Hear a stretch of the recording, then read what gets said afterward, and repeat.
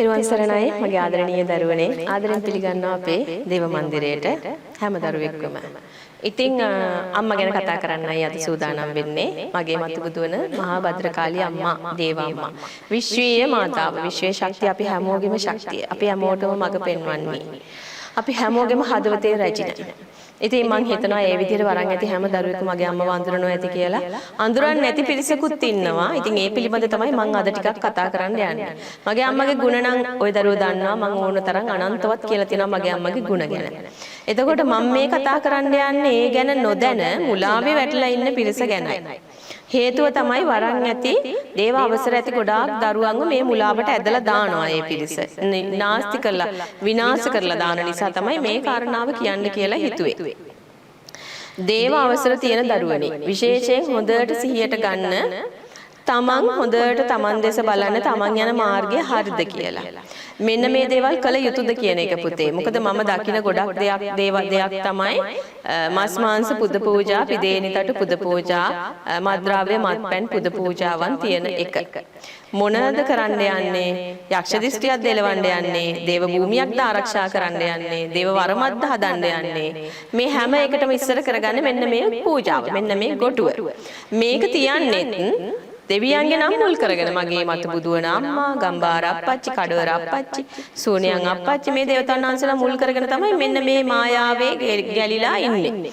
වරන් යන ගොඩාක් දරුවෝ මේකට අහු වෙනවා. දැන් මේ මෑත භාගයේ මේ ලාස්ට් වීක් එකෙන් මගේ ළඟට ආපු දරුවන්ගේ ගොඩාක් මට කියපු එක තමයි වරන් හදාගන්න ගියා මෙන්න මේ විදිහට තමයි තිබ්බේ. පුහුල් කැපුවා. මේ විදිහට පුද පූජාවන් දුන්නා, බිත්තර බැදලා දුන්නා. මේම දුම්වල ගැහුවා. මෙහෙම තමයි භූමිය ආරක්ෂා කරේ. මෙහෙම තමයි මේ දෙවවරම බලපිහිටුවේ ගොටු දුන්නා. තමන්ගේම අතින් බෙදුවා ඒවට මස් මාංශ මත්ද්‍රව්‍ය. ඔන්න ඔය වගේ වැඩපිළිවෙලක් තමයි පුතේ මේ ලංකාව පුරා යන්නේ ගොඩාක් බහුතරයක් තුල. ඉතින් මේකෙන් මිදෙන්න. මේක තමයි මට නිතර කියන්න තියෙන මීට වැඩිය ගොඩාක් ගැඹුරු ධර්මයක් මෙතන තියෙනවා. මගේ අම්මා කියන ලොකු ගැඹුරු දහමක් තියෙනවා. භාග්‍යතුන් වහන්සේගේ ඒ උතුම් ශ්‍රී සද්ධර්මය. ඉතින් ඒක ප්‍රචාරය කරන එක තමයි මගේ අම්මා කරන ප්‍රධාන දේ. ඉතින් එතකොට ඒ අම්මට මෙවැනි දේවල් තියලා මේ වරම් විනාශ වෙනවා. අනිත් දේ තමයි වරම් විනාශ කරන තව කොටසක් බිහි වෙලා තියෙනවා. ඉතින් ඒකට නම් වහා පියවරක් ගන්න ඕනේ හැම දරුවෙක්ම. මේකට ගිහිල්ලා ගොඩාක් දරුවෝ විනාශ වෙලා නාස්ති වෙලා යනවා. මගේ අම්මට යක්ෂණියක් කියකේ බණින පිරිසක් ඉන්නවා. ඔය අක්කු කියලා කියන පිරිසක් ඉන්නවා. සූනියන් දෙවියන්ට ප්‍රේතෙක් කියලා කියන කොටසක් ඉන්නවා. මේ වගේ ගොඩාක් අය ඉන්නවා මේ අම්මව දෙවිවරුන්ව නැහැ. එහෙම දෙවිවරු නැහැ කියන කොටසක් ඉන්නවා. විෂ්ණු දෙවියෝ, සූනියන් දෙවියෝ, කතරගම දෙවියෝ කියලා නැහැ කියන කොටසක් ඉන්නවා. ඒ වගේම මේ ලෙඩ රෝග සුව කරනවා, මේ දරුඵල ලබා දෙනවා. ඒ වගේම තව දෝෂ ඉවත් කරනවා, ලෙඩ රෝග සුව කරනවා, දුකට පිහිට වෙනවා කියලා කියමින් වැඩසටහන් කරන තව පිරිසක් ඉන්නවා. ඒගොල්ලෝ මෙතනට යනවා ආරූඪ වෙන ගොඩක් පිරිසවලු. එතකොට ඒ ආරූඪ වුණාම කෙනෙක් ඒගොල්ලොන්ට බනින්නේ කෑ ගහලා කාලි කියලා. කාලි යම, කාලි ඵලයක්. ඔන්න ඔහොම කියලා තමයි බනින්නේ. එතකොට දැන් මේ ආවේශන හැම කෙනාටම මේ අම්මගේ නම පාවිච්චි කරන්නේ යක්ෂණියක් විදියට වැහෙනවා. මෙන්න මේ වගේ වරන් තියෙන දරුවන්ව විනාශ කරන වැඩ පිළිවෙලකුත් මේ ලංකාවේ මේ වෙනකොට යනවා. රැවට එන්න එපා. සමහර දරුවෝ වරන් වලට අකමැති. එන්න ඒ දරුවෝ ඒ වගේ තැන් වලට ගිහින් ගොඩාක් ඵලෙ වැටෙනවා මං හිතන්නේ.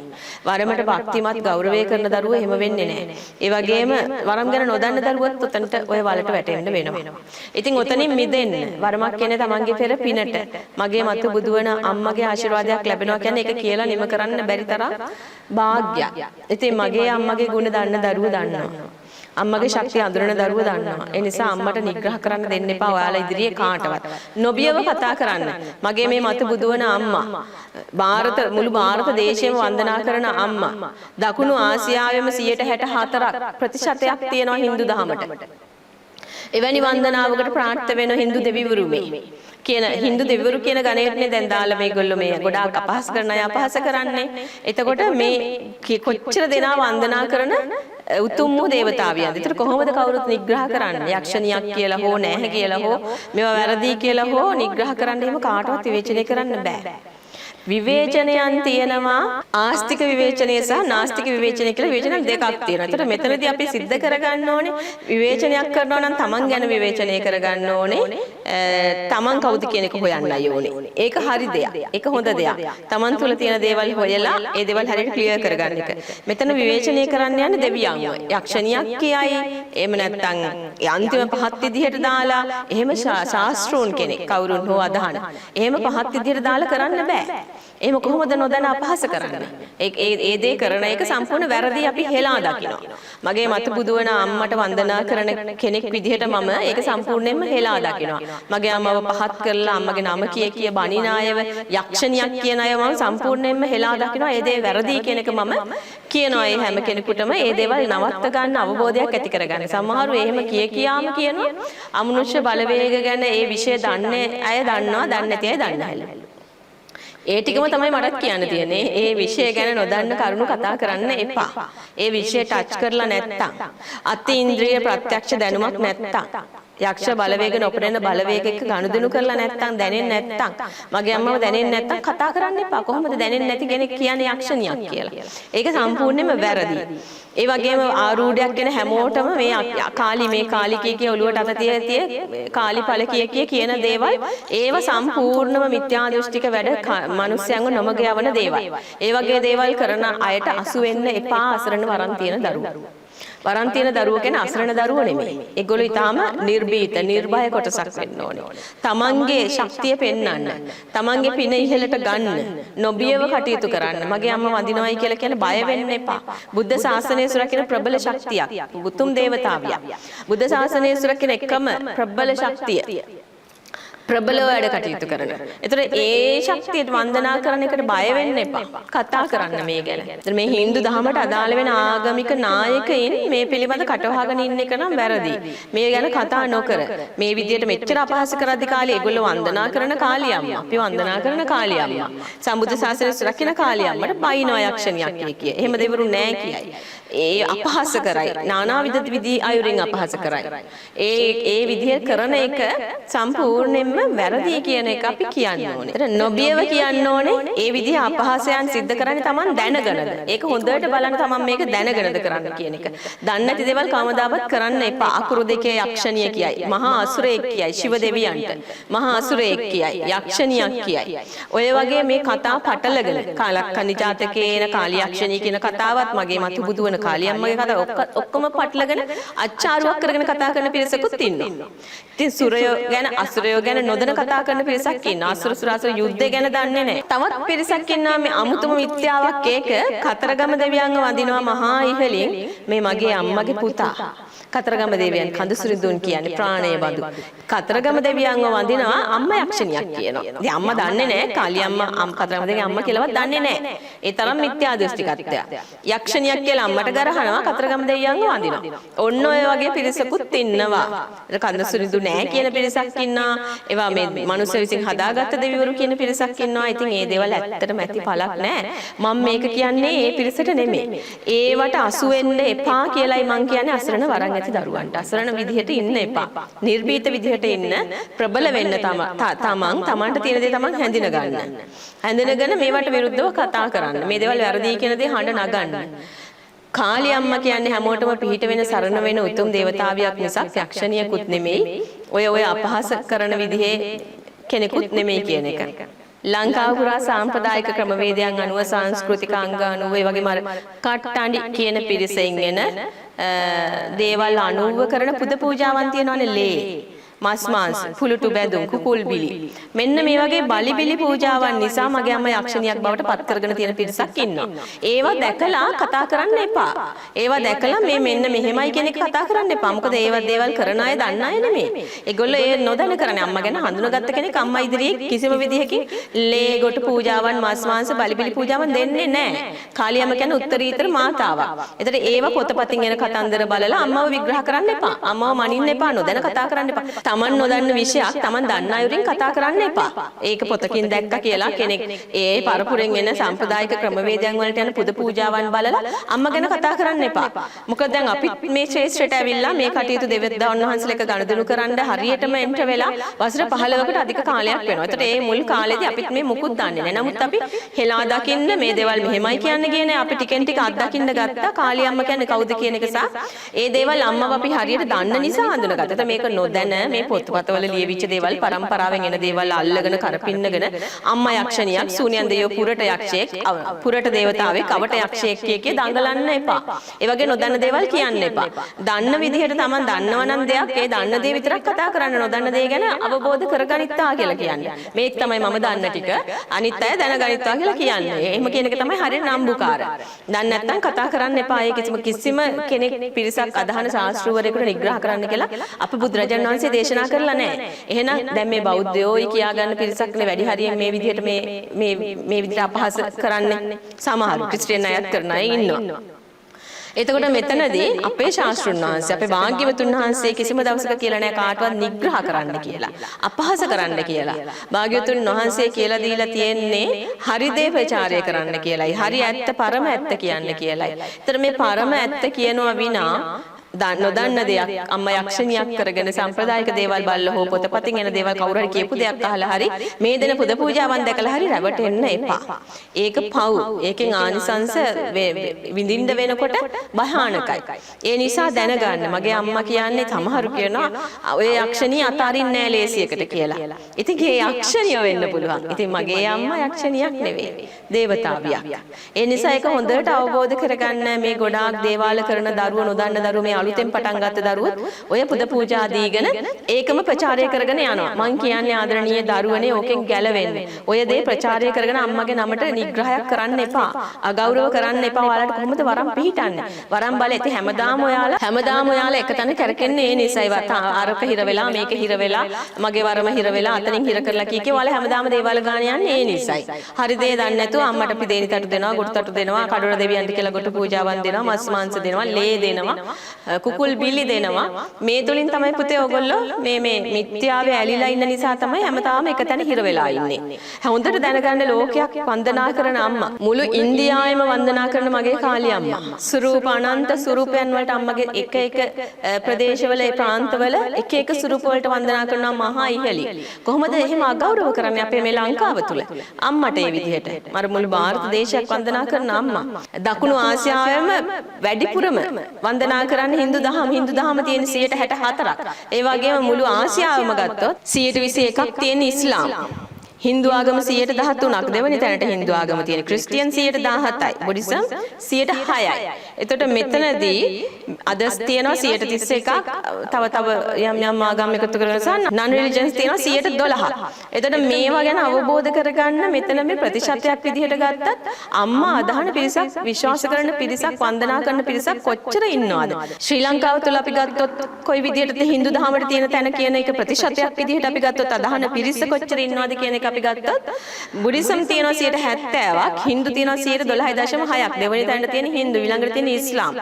ඊට පස්සේ තමයි ක්‍රිස්තියන් තියෙන්නේ. එතකොට මේක 100% වශයෙන් අපි ගත්තත් පිරිසෙන් වැඩි පිරිසක් අදහන ආගමක්, වැඩි පිරිසක් අදහන ධර්මයක්, වැඩි පිරිසක් අදහන දේවතාවියක්, වැඩි පිරිසකගේ වැඳුම් පිදුම් ලබන දේවතාවියක්. කොහොමද එහෙම අපහාස කරන්නේ? නොදැන අඳුරේ අතපත ගන්න එපා මේ කාරණාවල් වලදී. හින්දු දහම ගැන නොදැන කතා කරන්න එපා. හින්දු දහම තුල, භගවත් ගීතාව තුල, දේවී පුරාණය තුල, චතුර්වේදය තුල කියලා තියෙන දේ අවබෝධ කර ගැනීමයි වැරද්ද. දැන් හරියටම අද අපේ ත්‍රිපිටකය, උතුම් වූ ත්‍රිපිටකය කියවන කෙනා අවබෝධ කරගන්නේ සමහර එක විදිහට දැන් ඔය එක ධර්ම ප්‍රචාර කරන්නේ වැරදි දේවල් පවා. අන්න ඒ වගේ දේවී පුරාණය, චතුර්වේදය මේවා කියවපු අය සමහර අය නිර්වචනය කරන විදිය, සමහර අය ඒවා අවබෝධ කරගන්න විදිය, ප්‍රචාරය කරන විදිය වැරදි වෙන්න පුළුවන්. වැරදි අදහස් එළියට යන්න පුළුවන්. ඒ වගේ ඒක ගැන හිතලා ඒවා දැකලා අඳුරේ අතපත ගන්න එපා. ඒ වගේම කියන අර්ථය වෙනස්. අප භාග්‍යවතුන් වහන්සේ කියලා දුන්න දහම ඒ තුල තියෙනවා. ඒකයි ඒ දහම තමයි මේ දෙවිවරු ප්‍රචාරය කරන්නේ. බුදු දහම සුරකින්නේ. බුදු දහම සුරකින්න තමයි වැඩ ඉන්නේ. මේ බුද්ධෝත්පාද කාලය පුරාට විතරයි මගේ අම්මා වැනි දෙවිවරු වඩින්නේ. දහම වෙනුවෙන්, බුද්ධ දහම සුරකීම වෙනුවෙන්. බෝසත්යන් වහන්සේ කාලේ වැඩ ඉන්නකොට අප ගෞතම බුදුරජාණන් වහන්සේ රැක්කේ මගේ අම්මා. දුර්ගේශ්වරී ගුහාව තුළ දුෂ්කරක්‍රියා කරනකොට රැක්කේ දුර්ගේශ්වරී දේවී කියන නාමය අරගෙන, වෙස් අරගෙන රැක්කේ මගේ අම්මා. අදටත් බුද්ධගයා බෝධි මණ්ඩලය ආරක්ෂා කරගෙන තාරා දේවී නමින් වැඩ ඉන්නේ මගේ අම්මා. තව ගොඩාක් දේවල් තියෙනවා මගේ අම්මා කරපු බල වික්‍රමයන් කියනවා නම්. උපත ලැබෙන මොහොතේත් මගේ අම්මා හිටියා. මේ හැම දෙයක්ම මගේ අම්මම අපිට කියලා දුන්න දේවල් ගොඩාක් තියෙනවා.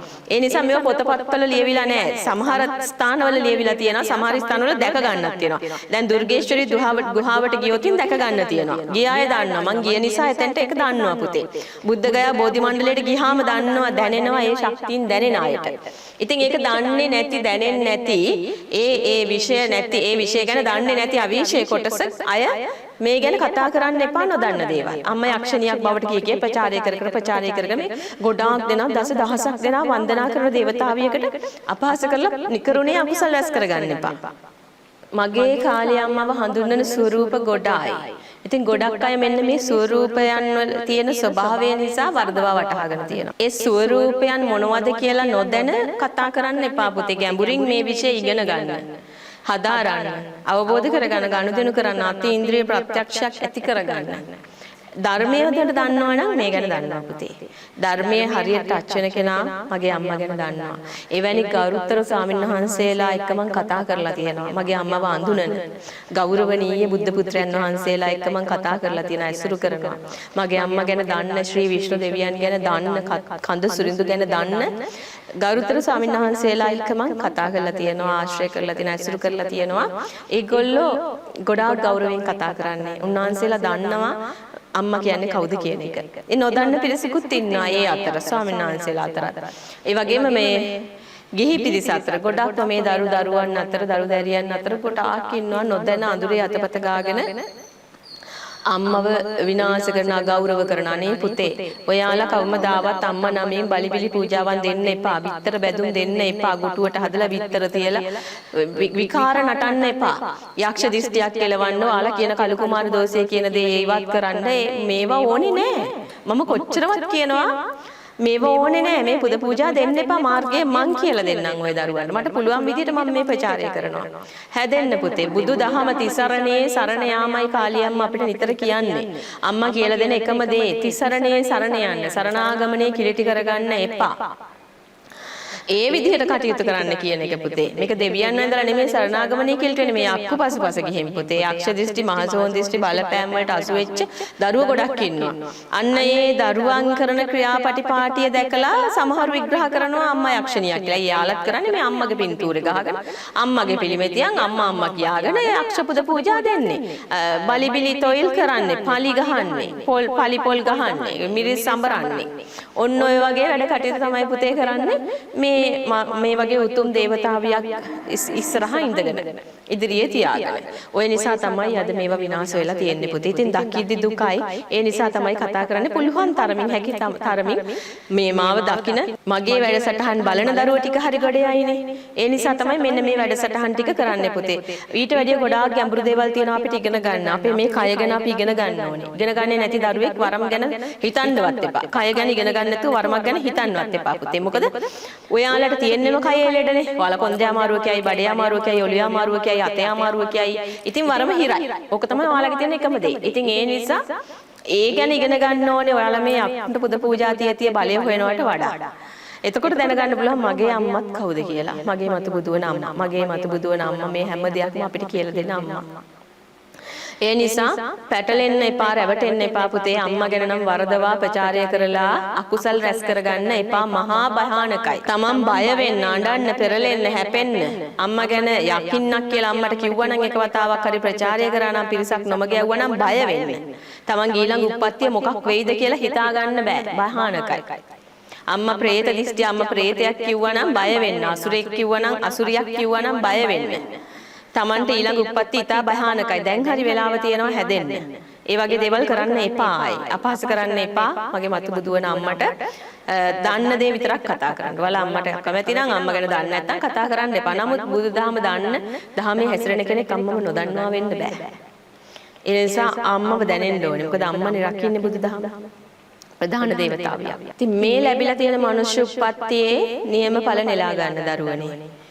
නොදන්න දේවල් කතා කරන් තමන්ට අවිශේෂ දේවල් ගැන කරුණු ගැන කතා කරන්න යනවට වඩා හොඳයි තමන් දන්න දෙයක් හරියට කතා කරලා අවබෝධ කරගෙන නොදන්න දේ හරියට අවබෝධ වෙනකන් තමන් ඒ දේ ගැන ෆලෝ කරන එක ඉගෙන ගන්න එක. ඊට පස්සේ පුළුවන් තමන්ට නියම අවබෝධයක් ලබා ගන්න. ඒ නිසා මේක හරි භයානකයි සසර භයානකයි. තමන් අහක යනකුණු ඇඟේ දාගෙන දඟලන්නේ නැතුව තමන්ගේ පාඩුවේ තමන් දන්න දේ ගැන හොයලා ඒ වැඩ කටයුතු කරන එක තමයි සුදුසුම වෙන්නේ. හරියට භාග්‍යවතුන් වහන්සේ කියන මාර්ගේ ගියොත් නම් කොහොමත්ම වරදින්නේ නැහැ. මොකද භාග්‍යවතුන් වහන්සේ කියලා දීලා තියෙන්නේ හරිම මාර්ගය, නියම මාර්ගය.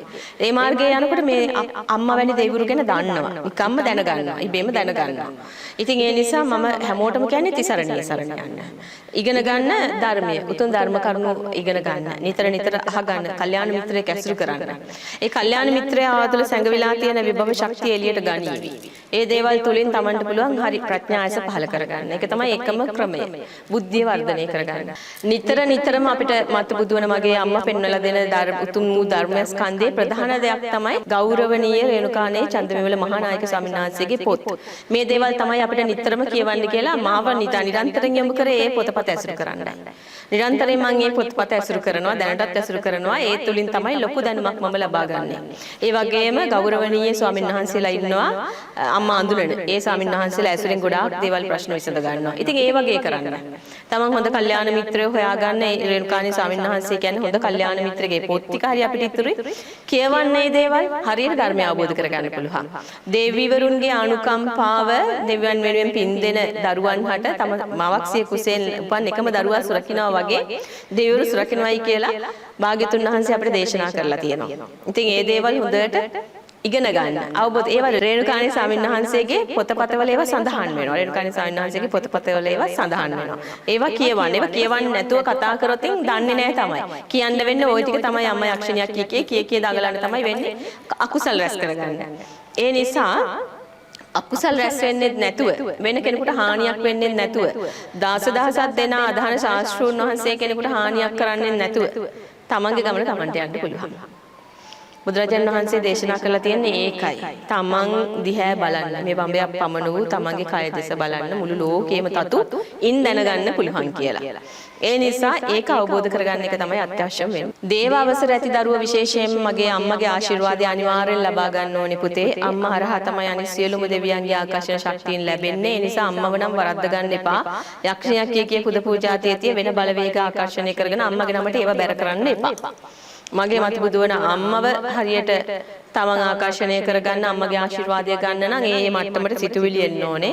ভাইබ්‍රේෂන් එක එක්කනේ මේ සම්බන්ධතාවයේ චිත්ත වේග ශක්තිය. එතන මේ අපේ සිතුවිල්ලක වේගයක් තියෙනවා. ඒ වේගයේ කම්පනයක් තියෙනවා. එතන මේ කම්පනය ඉහළ පහළ යනවා. දන්නවනේ. එතකොට අපේ පල්ලෙහා මට්ටම කම්පන සංකාතයක් නම් තියෙන අම්මත් එක්ක ගනුදෙනු කරනවත් හිතන්නවත් බෑ. එතකොට ඔය කියන විදිහේ යක්ෂ ගනුදෙනු තමයි කරන්නේ. ඒක තමයි වෙලා තියෙන්නේ. ඔය නිග්‍රහ කරන අයට වෙලා තියෙන්නේ ඕක.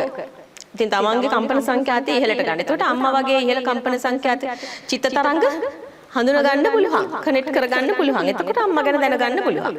ඒ නිසා ඒ මට්ටමට තමන් එන්නකො. එතකොට පුළුවන් අම්මව හඳුනා ගන්න. ඒ දේ හරි ගස්ස ගන්න පුතේ. දේවදා අවසර ඇති දරුවෝ විශේෂයෙන්ම රැවටෙන්න එපා පුතේ. මේ වැනි ප්‍රචාරය කරන අයට රැවටෙන්න එපා. එවැනි පුද පූජා දෙන අයට රැවටෙන්න එපා. ඒව දැකලා තමුණුත් ඒවම දෙන්න එපා. ඒවම දිදී ඒ වලටම වැටෙන්න එපා. මිදෙන්න. තිසරණයේ සරණ යන්න. එතකොට පුළුවන් අම්මගේ පිට ගන්න අනිවාර්යයෙන්ම තිසරණයේ සරණ යන්න. අම්මගේ ආශිර්වාදය නිරන්තරයෙන්ම ලැබෙනවා. ඉතින් ඔයාලගේ පාඩම් වැඩ කටයුතු ගේන්න බලාපොරොත්තු වෙනවා ඉදිරියට. මම අම්මා ගැන කියලා දෙනවා වීඩියෝ එකකින් ප්‍රධානම අම්මගේ ස්වරූපය ගැන මම ඒක අනිවාර්යයෙන්ම ගේනවා. ඒ වගේම මේ හැම දරුවෙක්ටම ප්‍රාර්ථනා කරනවා තමන්ගේ කටයුතු සාර්ථකව කරගෙන යන්න පහන් ආලෝක වැඩ කරන කටයුතු බුදු පහන දැල්වලා මූලිකව මම ඒවා කියලා දීලා තියෙනවා. ඒ පිළිවෙලින් මේ හැමදේම කරගෙන යන්න පුතේ. ඒ වගේම පිට බලාපොරොත්තුෙන් එන දරුවන්ට මම නැවත මතක් කරනවා සෙනසුරාදා සෑම දිනකම අපි වැඩ කටයුතු සිදු කරනවා. ඒ දිනෙම දෝෂ බන්ධන ඉවත් කරගන්න පුළුවන්, වරන් හදා ගන්න පුළුවන්, දේව අවසර ගන්න පුළුවන්, සම්බන්ධ වෙන්න පුළුවන්. කාර්ය මණ්ඩලයේ දුරකථන අංක 2යි තියෙන්නේ.